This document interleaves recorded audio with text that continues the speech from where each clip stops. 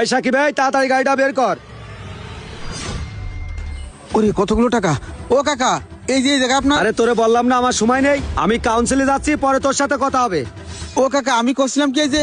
এই তোরে বললাম না আমার সময় নেই, তারপরও পিছন থেকে টাকাটাকি করতেছিস। হ্যাঁ ভাই, এই তো আমি বেরোইছি, 10 মিনিট লাগবে। কাকা আমার কথাটা তো শুনবেন। এই তোর কথা কি শুনতে হবে রে? যাত্রা পথে বাধা দিচ্ছিস? তুই তো আসলে বেয়াদব। যা ভাই, চল যা। ও ভাই, আমি করছিলাম কি এই যে। এই জায়গায় কি, এই জায়গার কি রূপ উঠেছে দেখতেছিস না? চেয়ারম্যান ভাই ব্যস্ত রয়েছে। ও ভাই, চেয়ারম্যান কাকা ব্যস্ত রয়েছে, ওইটা না ঠিক আছে, কিন্তু আমি যেটা করতে যাচ্ছি ওটা তো শুনতেছেন না। ও কাকা, আমি করছিলাম এই কি- চুপ কর, তুই কি আমার সাথে বেশি ব্যস্ত নাকি?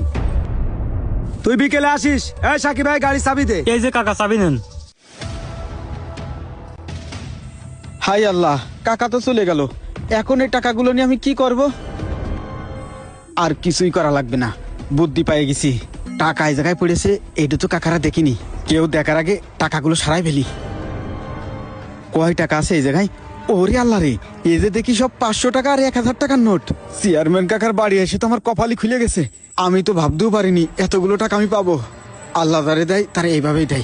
কেউ দেখার আগে টাকাগুলো সারাই ফেলি। কেউ আবার দেখিনি তো না, আশেপাশে কেউ নেই। এই সুযোগে এই জায়গাটা চলে যেতে হবে, বেশি সময় দাঁড়ানো যাবে না। তোরা দুইজন এই জায়গায়, আর আমি তো তোকে খুঁজে বেড়াচ্ছি। আমাকে রে খুঁজে বেড়াচ্ছিস?